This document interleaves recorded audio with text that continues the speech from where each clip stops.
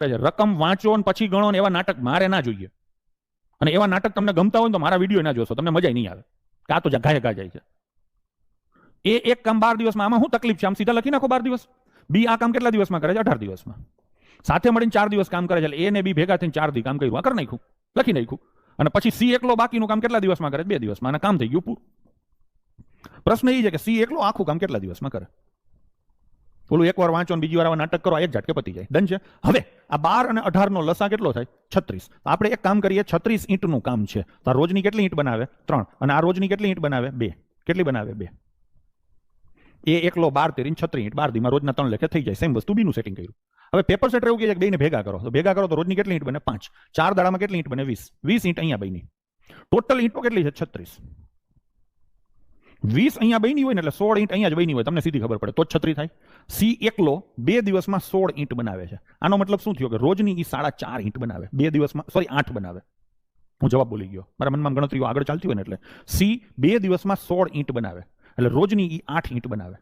હવે એકલાને આ 36 ઈંટનું કામ આપીએ તો 36 ઈંટ રોજના 8 લેખે કરે તો 36 ભાગ્યા 8 એટલે 8 ચોક 32 અને 8 પંચા 40. કેટલા દિવસ થાય? 7.5 શકે છે. ઓકે. બી એ જ કામ 18 દિવસમાં પૂરું કરી શકે છે. ઓકે. બંને સાથે મળીને 4 દિવસ કામ કરે છે. તો એક કામ કરીએ, જેવા બે વાક્ય વાંચો એટલે તરત ખબર પડી જાય કે આપણે લસાની રીતે દાખલાને સોલ્વ કરીએ. ચલો જો, એના દિવસો છે 12, બરાબર, બીના દિવસો છે 18. તો સૌથી પહેલા 12 અને 18 નો લસા લઈએ. તો 12 અને 18 નો લસા કેટલો થાય? 36. તો 36 ને હું શું કરી લઉં? કુલ કામ ધારી લઈએ કે ધારો કે મારું કુલ કામ 36 છે.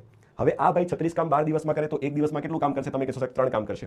આ ભાઈ 36 કામ 18 દિવસમાં કરે તો એક દિવસમાં કેટલું કામ કરશે? તમે કહેશો સાહેબ 2 કામ કરશે. આ આપણને એની અને આ આપણને બીની બંનેની કાર્યક્ષમતા મળી ગઈ, એટલે કે બંને એક દિવસમાં કેટલું કામ કરે એ આપણને મળી ગયું. આગળ વાંચો. હવે બંને ભેગા મળીને 4 દિવસ કામ કરે છે. તો કોઈ મને કહેશે જો બંને ભેગા મળીને એક દિવસમાં કેટલું કામ કરે?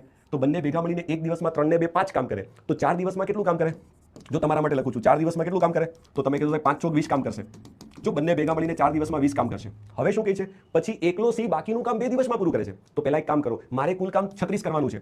36 માંથી આ બંને 20 કામ કરી નાખ્યું તો બાકી કેટલું વધ્યું? તો બાકી 16 કામ વધે છે. અને આ 16 કામ કોણ કરે છે? તો આ બાકીનું 16 કામ છે ને એ સી 2 દિવસમાં કરે છે.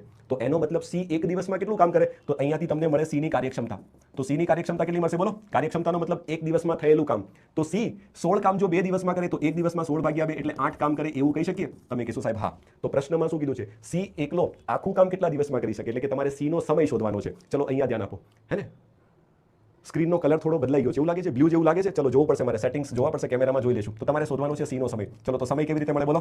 કાર્યના છેદમાં કાર્યક્ષમતા. તો કાર્ય કેટલું છે? 36 અને નીચે આવશે કાર્યક્ષમતા કોની? સી ની. તો 8. 36 ને 8 વડે ભાગો તો 4 વડે ભાગો તો 9, 4 વડે ભાગો તો 2 અને 9 ના અડધા કેટલા થાય? 4.5 દિવસ. કેટલા થાય?